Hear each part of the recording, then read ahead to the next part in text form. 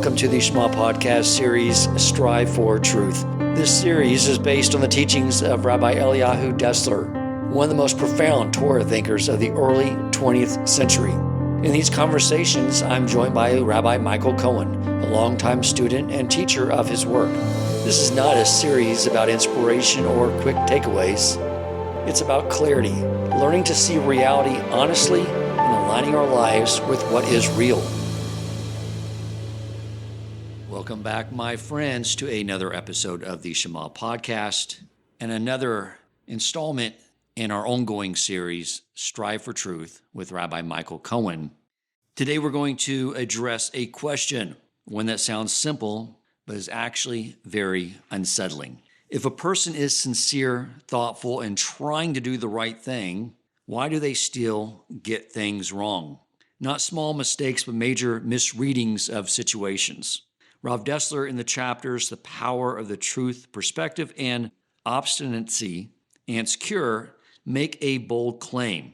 The problem is not that truth is hidden from us. The problem is how we relate to it. And even more uncomfortable, even when we do see the truth, that still doesn't mean we're going to change. So today we'll explore two ideas: what it means to approach life from a truth perspective and why we so often resist it. Rabbi Cohen, welcome back to the show. Thank you so much. Great to be here again. So this is continuing in this idea where he really shows us our inherent flaws. That's always, I guess, the best starting point. Admit you have a problem, as they say. Right. We have a way of thinking. We have a way of being. We have a way of operating. Everybody's got their own way of operating in their world, right? They've got friends, they've got teachers, they've got people around them, with people that we interact with all the time, and decisions and choices that we're making all the time. And we have a way of operating within those things. And deep down inside, we have this bias, which is within us, within every human being. That's part of the nature of humanity, is that we have a bias. We have what we want to do. Our body wants to do something. And there may be something which we know is the correct thing to do, that we really would like to do, or we think that's the right thing to do. And there's this conflict, that might be in somebody at any one time, where they're thinking, well, I really want to do this.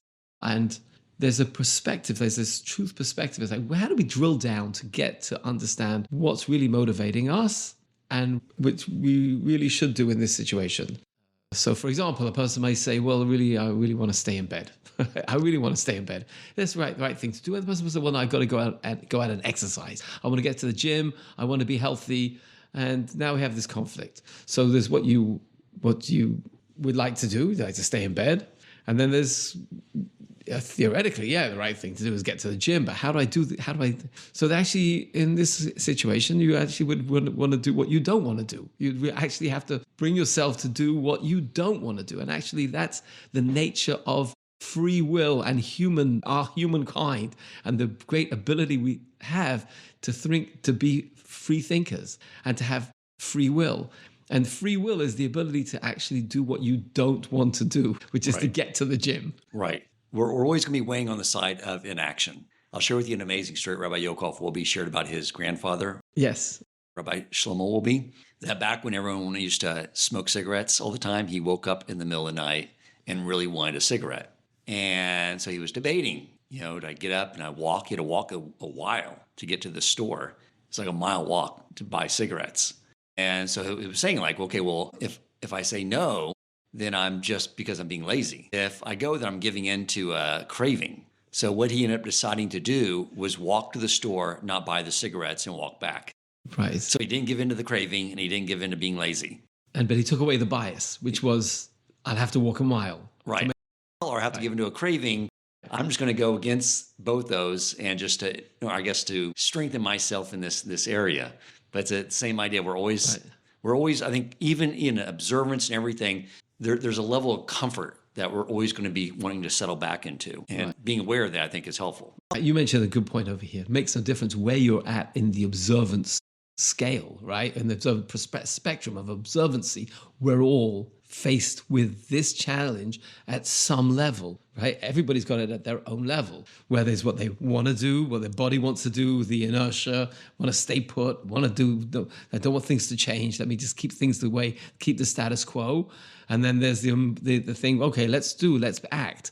And the beautiful example you gave was, okay, let's act. And now that takes away that bias. Now let's see what the choice is. Do you want the cigarette or not? Right? Exactly. One of the things Rav Dessler discusses, if you could sort of get into this a little more, and the examples he pulls is the whole thing that we've suffered throughout the generations from is the sin of the spies. I mean, it was obviously, something that every tragedy has occurred because of this one error. And he points out Moshe Rabbeinu, the greatest man ever lived, didn't catch it. Speak to that, if you would. Yes. So, of course, the sin of the spies, we're familiar.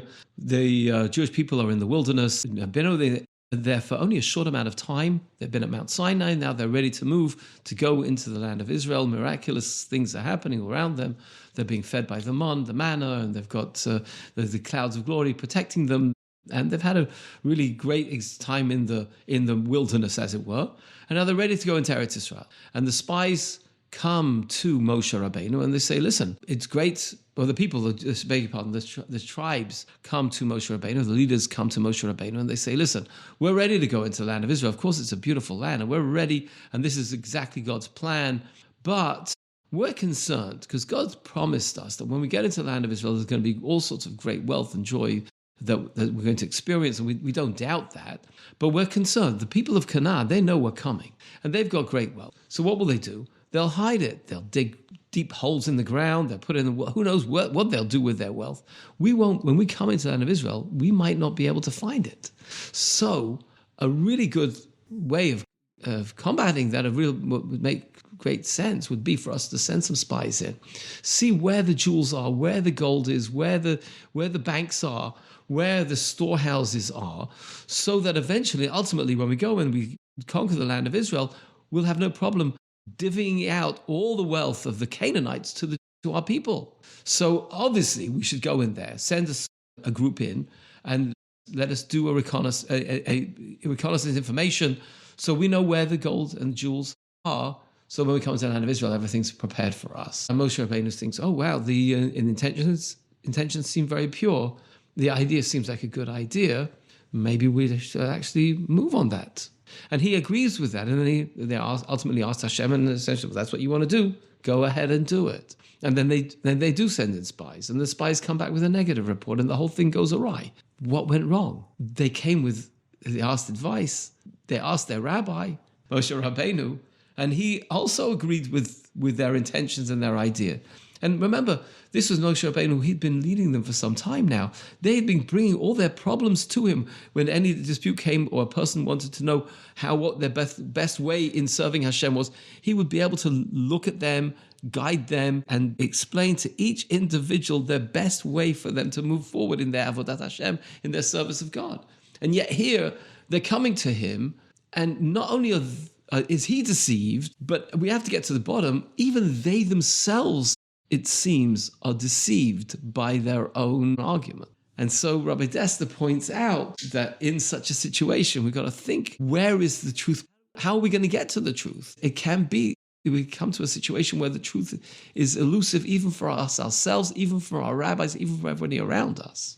Because the idea is that deep down, they did not want to go. They were living in a very spiritual experience. They didn't want to go back and live within the normal realms of cause and effect in the world. And so they came in with a bias to find a reason why they should not go into Israel. And that's what I think he's getting at, is it's so deep that we build a logical framework to end up proving the outcome we want. I've seen this a lot in the investment world, how you'll start with an outcome and then you backtrack in to build in a case why that outcome is true. And that's sort of what we're talking about here. Why do you want that outcome to begin with versus what he's getting at is like, well, we're supposed to be doing what Hashem wants. Right. So there's an innate flaw, not a flaw, but there's an innate bias that we have. And it might be biased to one side or the other. Just like, again, coming from the coaching world, it's very difficult sometimes for us to actually see the truth and the flaw that we ourselves are getting caught up with. We ourselves don't see that. So Rabbi Dessler mentioned before some of the remedies, but let's just talk a little bit about the flaw, about where it's at. Because we all have a way of operating in the world, right? We have a way that works for us. We operate in a certain way. Sometimes a person operates by being optimistic even, or pessimistic. Sometimes a person operates by being antagonistic, contrary, right?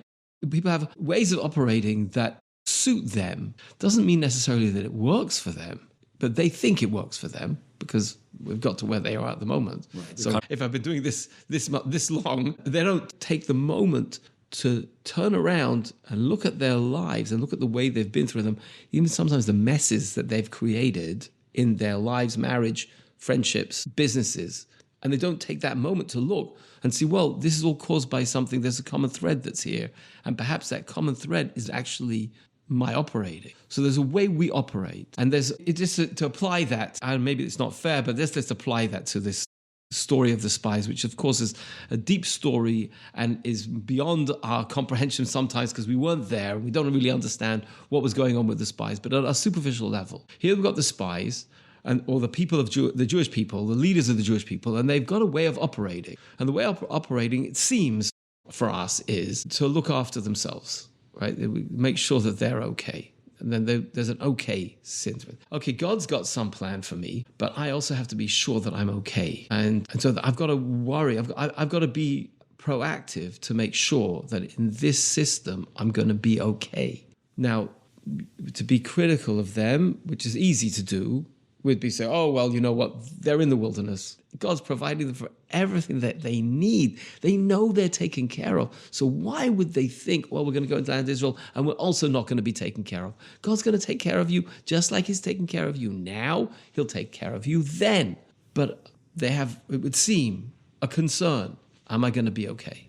And just to relate this personally, I think each one of us can relate to that, right? We all want to be okay. When you give that power over you to somebody else to make sure that you're going to be okay, it feels like you're jumping off a cliff with a bungee cord attached to yourself, right? You've got to put your faith in that cord.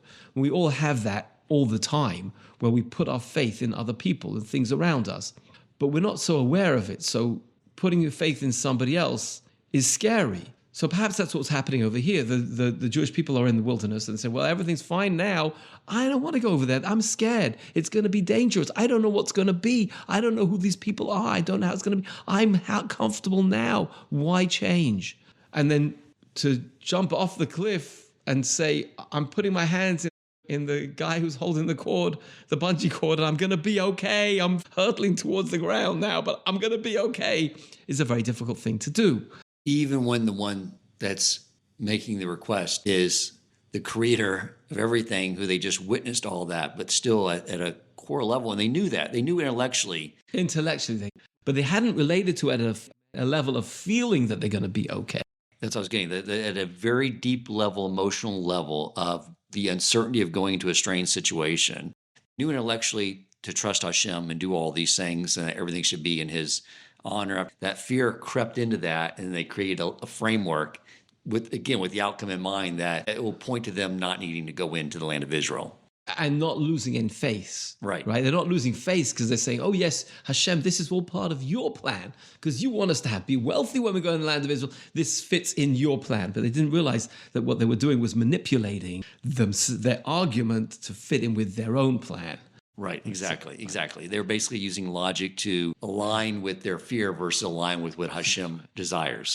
So again, just to get back to the coaching world, if it's fair to do so, the way I think which we're all looking at this, and anyone who's listening to this will be thinking to themselves, well, they've just come out of Egypt. They're in the wilderness. Don't they know and feel it at a deep level that God's looking after them? And the answer is yes, they do, but they don't know how to apply that to the future. The past, they can see in the past, but until you live the past, right, you make sure you understand, I also had those fears coming out of Egypt. I also had those fears going into the Red Sea. I also had those fears when there was no food in the morning. I also had those fears coming to Mount Sinai. I also had those fears when I had to travel over here. And those fears were in some way misguided, and those fears were wrong. And I see that I could have just trusted in a God then. Now I can trust in God now.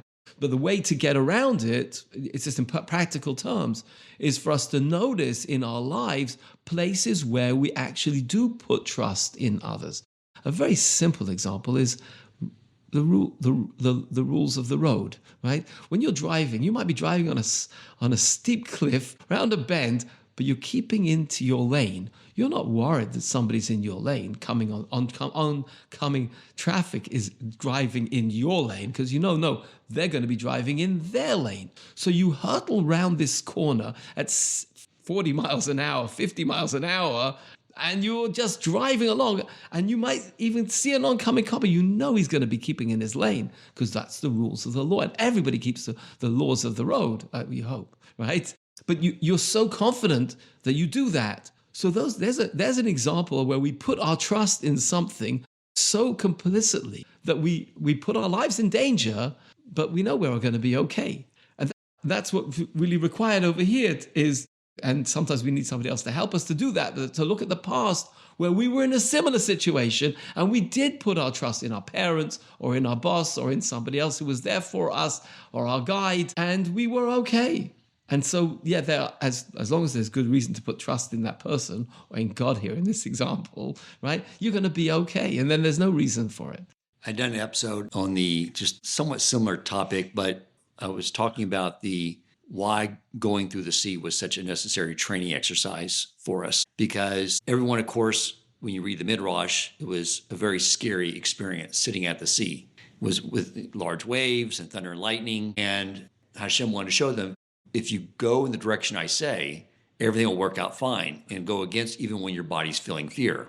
But back then they had Egyptians coming after them. They had something pushing them from the other side. It's sort of like He removed the other options to where it really forced them to move in that direction through the scary sea, even because they had something pushing them from the other side. But that was a training exercise.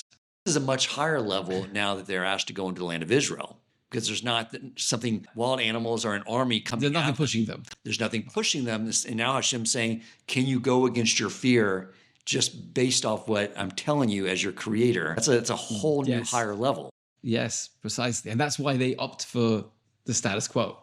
Right. Let's keep the status quo because it's comfortable and I don't have to move. There's no sense of urgency. Often in life, in order to be able to move, we have to create within ourselves that sense of urgency. Why now? And understand, I need to do this now because whatever it may be. In sales, there's such a thing, right? The person needs to find the urgency, the reason why they need to make this purchase right now. Right now is a good time to do it. And when somebody's calling you up to try and sell you something, now you're going to get two for the price of one. Later, it's going to be a higher price. You have to pay double the price. Now you can get it right. You got the urgency now. It's all around us, right? But something that we can do in ourselves is create that sense of urgency within ourselves. Now's the time to do it, not later. Okay, so I think one is we accept whenever we're making a decision that we're always going to be biased towards status quo. Always. Because it takes no action. There's a bias towards just inaction. Know that. And two, what you're saying is, well, at that point, I guess before you even get to a sense of urgency, which I think he sort of gets to in the next chapter, is in this chapter, you're starting at the point that know where that bias is going to exist to begin with. Right. Like another way of saying it is not only status quo, but also comfort, right? We want to be where the comfort is. And comfort doesn't necessarily mean that it's where the most pleasure is. Because actually the most pleasure or the most growth or the greatest... It's familiar. But it might be something different. Right.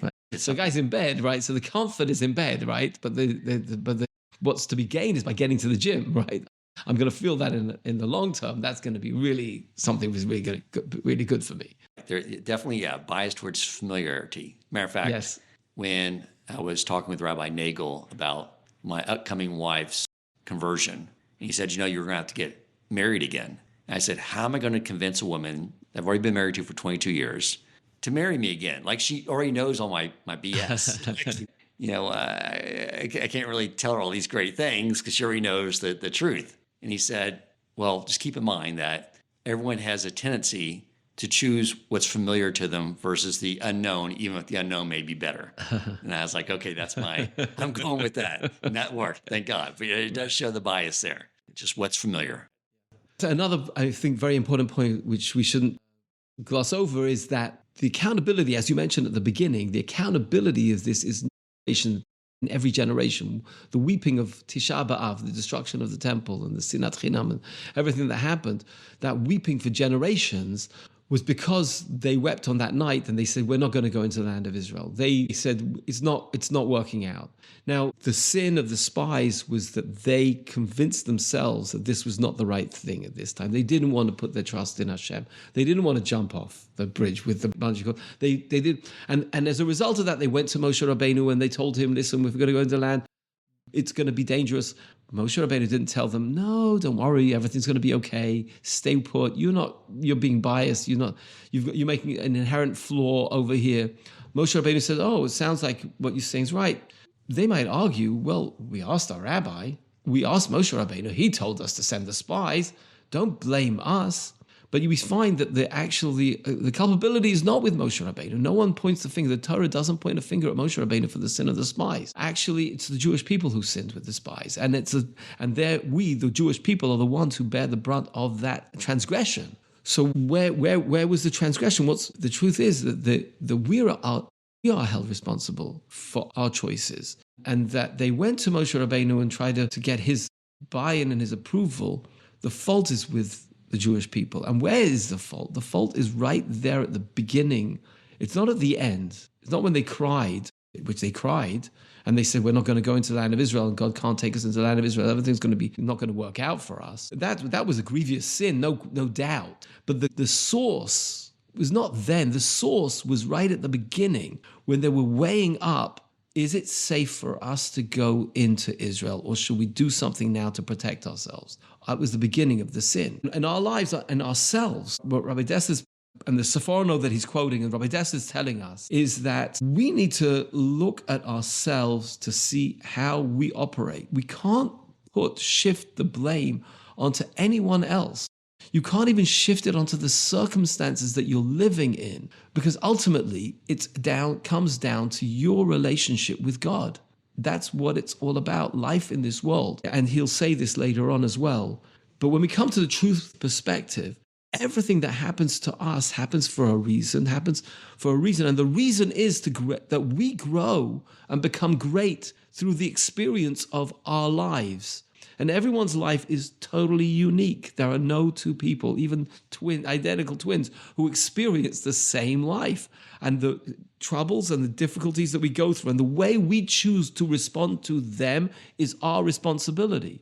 And so when faced with a new choice in life, a new challenge, if you like, or a new opportunity, it's going to be with ourselves, the responsibility of how we move forward. And looking back at our lives and seeing what happened to us in our past, pointing a finger at somebody else is not going to help us become greater and become the people who we can be. And I say that because so often I speak to people and they look at their lives and they look back and there's often, of course, there's sometimes people see themselves as a victim, but often people see themselves as being foolish or making a mistake. And then they're blaming that, and then they're living in the past without realizing that actually that mistake, yes, it was a mistake, but today that mistake could be the stepping stool for you to step into a new life, a new opportunity, because you've learned that that's not the right thing to do. So with that experience, how great are you now that you know not to make that mistake again? Many people, when they've experienced a mistake or something that they need, they double down on it and say, no, that was the right thing. I'm going to go do it again. No, that's just the way I am. That's the way I operate. And they continually operate with that. And they say, well, I've got no choice. That's just the way I am. It's not true. That's the way you were. That's not the way you are. That's something that happened in your past. But very often, what people do is they take the past and they put it, and I'm pausing here for a reason, because what you're going to be thinking is they take the past and they put it in the present. But that's not what I'm thinking. They take the past and they put it in their future. And so they live into their past. Because what happened to them, they see as being something which was beyond them, not their responsibility. And so they feel, oh, that's definitely going to happen to me in the future. And they don't need to do that, but unfortunately that's what many, many people do. They put their past in the future because they double down on the mistakes that they made. And that becomes not just a mistake I made, it becomes my way of operating. That's the way I function in the world. That's the way I exist. And so, of course, I'm going to make that mistake in the future. They may not call it a mistake, but of course I'm going to operate that way in the future. That's just my way of operating. Incorrect. It's the way you operated in the past. You're not bound by the way you were in the past. And when you live into your future, you can create the future you want to live in. And that's all that's going into this story with the spies. The spies come along with the story. It's not a new story. They've experienced this when they had the when the manna fell, and they said, there's no food for us. They experienced this when they said, there's no water for us. They experienced this when they said, how can we cross the Red Sea? They experienced this when they said, how can we get out of Egypt? In all these cases, they had a mindset, if you like, and it's a silly word to use over here because it's much more complicated than that, but they had a mindset, if you like, of saying, we can't do it. It's not possible. God can't do it. How are we going to do it? How are we going to get water? We don't have water now. If they would learn from their mistakes, if we would look into the past and see from their mistakes, actually anything's possible when you're dealing with God. And the past performance is not a proof of how you're going to perform in the future. Performance is not indicative of future results. Future ego. I quote that disclosure to my wife all the time. But we all have the ability to live into a bright new future. That's really the truth.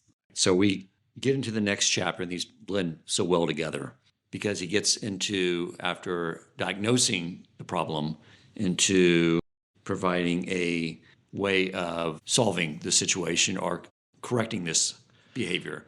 But I guess he starts off in this chapter really discussing how even when we see our bias, get back to the original example, there's a decision you need to make. You recognize I'm biased towards just what I'm familiar with, what I already know. Yeah. I don't want to make any change. But even then, even when we identify, but I know I should be doing the other thing, we can get stuck where we don't want to make the change. Right. We double down. Like I always say, double down on the way things were and believe that that's the way it must be.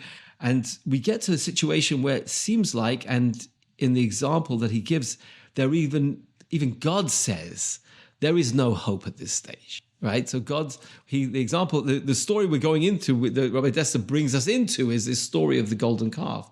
And the Jewish people have sinned with the golden calf. And Moshe Rabbeinu is at Mount Sinai, and God says to Moshe Rabbeinu, leave me now. There's nothing to do. I'm going to destroy them. There's nowhere to go. So in life, and we've all experienced life, and ups and downs. And sometimes we go through a down, and then we're another down and another down. And we think, oh, okay, this is the way it's going to be. But the truth is, God puts us through those experiences and the experiences that we do to make us great. In all the experiences that anyone listening to this, and any one of the lives that you've lived, and the life that live, the experiences that you've been through, or the tragedies or the difficulties that they've been through, and I'm not making light of any of them. But what I want to say here is that any experience that you've been through has had a profound effect upon who you are, for the better or for the worse, but it has had a profound effect. But there's a point at which, as it were, Rabbi Dessler tells us, God, as it were, says, there's no hope for this guy. It's done, right? There's no getting out of this. He's just chosen a path that is a negative path, is a detrimental path, and he's got this stiff neck, right? The idea of the Jewish people being a stiff-necked people, or the idea God says they're stiff-necked people, that means they cannot turn. It's like their sinews are turned to iron. There's no movement. They're not like wires. They're like solid iron. The person's faced in a certain direction, and there's no jolting them or getting them out of this way. Not through tragedy or not through triumph. They're not moving. And so God, as it were, God gives, quote unquote, gives as it were. I say as it were because, of course, God's waiting for Moshe Rabbeinu to do something. But as it were, gives up on the Jewish people, says to Moshe Rabbeinu, I'm throwing up my hands, there's nothing to do, leave me now. Of course, Rashi tells us that God is telling to Moshe Rabbeinu, don't leave me. But he's saying, leave me, right? And then Moshe Rabbeinu is supposed to say, no, I'm not leaving, we're not going to do it. But God is telling Moshe Rabbeinu, you've got to do something now, because now it's got to come from you. Because if we've got to get these people out of this mess, it's not going to come from me. It's going to actually come from you. And Moshe Rabbeinu picks up the gauntlet and he says, oh, okay, fine.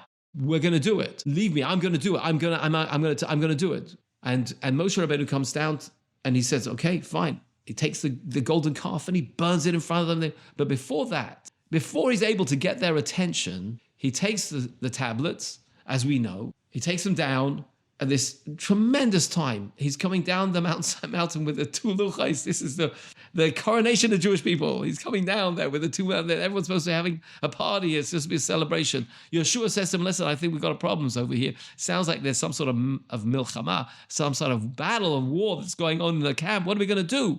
Moshe Rabbeinu says, don't worry, you follow me. He comes over there and he breaks the luchos in front of everybody. And that was a terrible thing. How could he smash the luchos, the gift from God? Rabbi Michael Cohen said something very beautifully over here, which is sometimes you have to know how to ask a question. The question here is, why and how could it be that the tablets which were given by God to Moshe could break? How could they break? Well, it must be that God wanted them to break. God's a part of this. Moshe Rabbeinu threw them down and they shattered. They broke into pieces. The letters flew up to the Shamayim, and all of a sudden, the whole party was over. Everybody turned around and looked. What happened? And that pause was long enough for Moshe Rabbeinu to catch the people and to turn them from their out of their being stiff necks and to get them to face a different direction. And once that was gained, now he could say, no, the golden calf is our problem, and grind that up, destroy that, get rid of the people who have been involved in the sin of the golden calf directly, 3,000 people out of 600,000, a very small, half a percentage point of all the people, but get them out of it and then remove that problem and then begin the teshuvah process. But it takes something, a wake-up call. And I'm sure you've all heard stories of different types when a person gets a wake-up call, but there's like a wake-up call. But once again, what's very important, and I think this is a core of everything in Rabbi Dessler and Rabbi Carmel's writings here, is that at the root of everything is us ourselves. It's not from Moshe, it's not from God. It's the people themselves taking a breath, turning around, stopping for a moment to see the truth. Yes, it's Moshe Rabbeinu's greatness that he gets them to stop, but people have stopped and then they carry on sometimes, right? But they stop and they realize, no, we've got to do something different. And that's the wake-up call that each one of us gets. And it doesn't happen, it may happen quite often. It may happen in any situation, in any moment in life. It may happen every day in life that you get a wake-up call and that call says, okay, let's do something different. And the fact that you had a wake-up call yesterday doesn't mean you can't get one today. And it doesn't mean that it's less important today than it was yesterday. A wake-up call is a wake-up call. It means change something. But to get a wake-up call, say, oh, that was a wake-up call and I'm going to not do anything about it. It's upon us. It's on us to do something. And the Jewish people, to their credit, get the message and they stop in their tracks. They've been going for a while. Whatever brought them to do what they did got them to where they are now. They're doing the sin of the golden calf and they stop in their tracks and they say, no, we're going to do something different. It may be embarrassing. It may not be with the way I've been operating in the past, but I'm not going to be that person. I'm now going to operate in a different way. Several things made me think about when I was reading the book too. I mean, he's talking about, disrupting patterns. And I go back to becoming Torah observant, because that was a major process of going from one lifestyle to an entirely new lifestyle. And we always need that constant growth and change, but I sort of have that as a template to go back to. Like, immediately knew after learning for a while, like, okay, here's what I need to be doing. I need to keep kosher, I need to keep Shabbos, I need to do all these things. And you're told not to move too fast. But then you can get stuck in this because you're biased towards staying in the status quo, not disrupting your life and doing all these things for the first time. So it can get into a situation where I now know that what I'm doing is wrong, but I'll deal with it later. It always like pushing it out into the future. I think that's I'm sure I continue to do that to this day, not just with religious observance, but everything I may be working on. I think one of the things I did back then, for one, I got a rabbi. Yeah. And I said, I want you to push me at my right pace. I got Rabbi Yokov Wolbe, gave him instructions. You can't rely on, in that situation, you can't just say, I want to have the outreach rabbi push me. No, they're not going to do that. I had to specifically say, I want you to push me at the right movement. And my family and I, we always knew, we always kept movement. We always said, what's the next thing? And then once that, we kind of both that after just a few months, what's the next thing to work towards? And I think those are some ideas we can take with us in every endeavor we're involved with, whether it's religious observance, business, anything we're trying to accomplish is keep movement. Yes. going. Yeah, it's very important to keep movement. And you know what your goal is, and you're going, and you've got somebody, a rabbi, who's guiding you, and you're in good hands, and you put your trust in them that they're going to take you on the right direction. That works.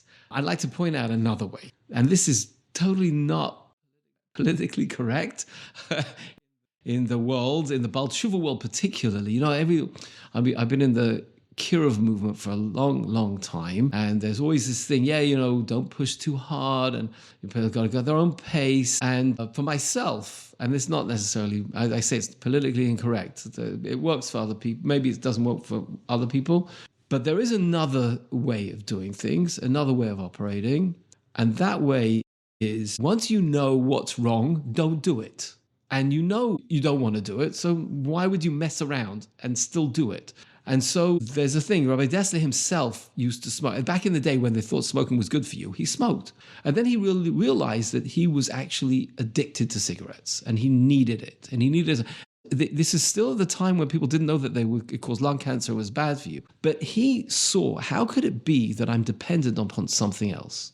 I'm an individual. I'm a free being. How can I be that I, quote unquote, need something? That's not a good thing. So he said, no, I'm not going to smoke, because smoking is something that I need, and I need to be independent. I need to be independent of cigarettes. What happens if I'm learning at night and I don't have a cigarette and I can't learn because I need a cigarette? That's terrible. I'm not going to do that. So I'm going to give up smoking. So how did he give up smoking? He made an announcement. He went to all his friends. He went to the shul. He said, I am giving up smoking. I'm not going to be smoking anymore. If you see me with a cigarette, that's a mistake. I'm not smoking anymore. Once he'd announced it, once he declared it, there was no way he was going to go against his own declaration, because he had declared into being that he's not a smoker. And therefore, he never smoked again. And that was it. Cold turkey, he done. But I'm talking about a mitzvah or an aveira or something that a person's been doing.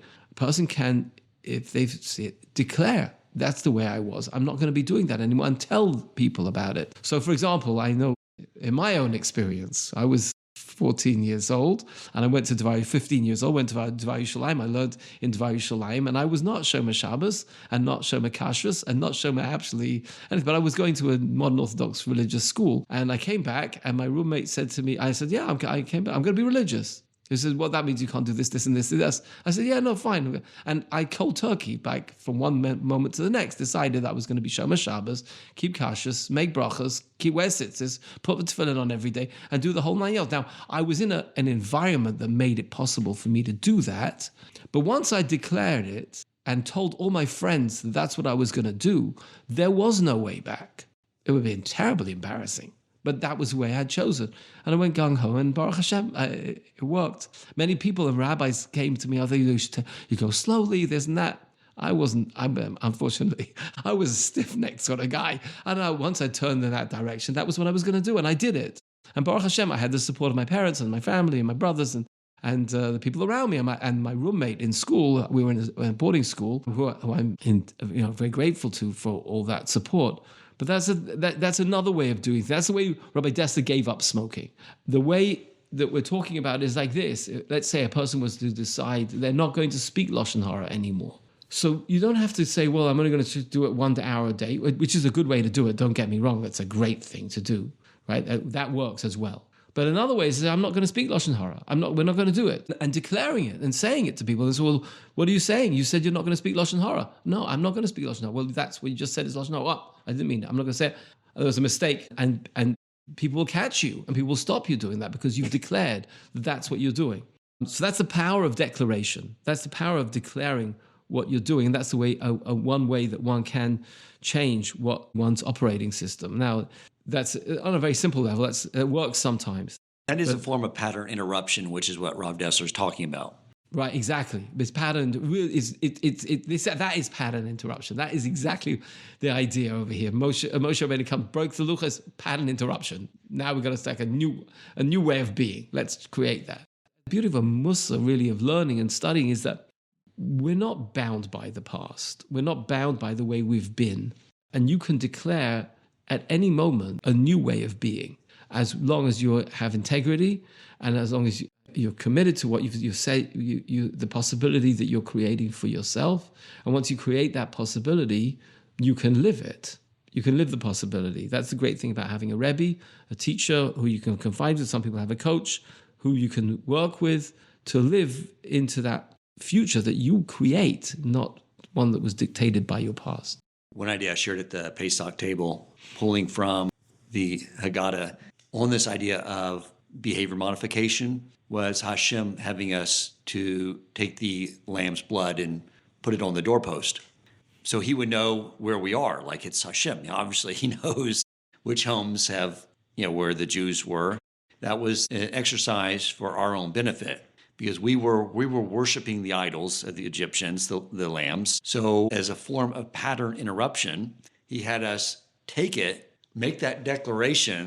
Moshe Feinstein did, put it on their door, had them, roasting it outside, making a declaration to the Egyptians, everyone that, and then eating it. It was all this physical acts of pattern interruption. We're not doing that anymore. We're now going in a new direction. And I think, maybe an exercise is we all have things that we are not wanting to do. And they're sort of like with the sin of spies. It's built on a deep fear of wanting to stay in something familiar, something where we're comfortable, but we need to do this new thing, and we have fear there. And I think the step one is the pattern interruption, making a declaration, an announcement, putting the blood on the doorpost, saying that other way is not my way anymore. Right. And then, which is, I don't know which is harder, identifying the truth or taking the action, but I think these are the two things that Rav Dessler is trying to teach us. Beautiful, exactly. Identifying the truth and taking the action. That's very well put, right? And if we don't do the pattern interruption ourselves, we all know stories of Hashem creating the pattern interruption for us in our own lives, just like he did with having Moshe Rabbeinu drop the tablets, right? Or allowing that to happen. I know many people who are Baal Teshuvas, and they'll all tell me, I'll start with some traumatic story. Right. And then like, okay, I'm not in control. All right, where's Hashem? Where's the Torah? Let's move forward with this. But we can learn when we know the truth. We know we need to change to find those ways of doing that. So there's some great wisdom here on how to go about doing that. Thank you, and looking forward to the next episode. Thank you so much, yes. Thank you for listening, and if you enjoyed the episode and found it meaningful, please take a moment to rate, review, and share the podcast.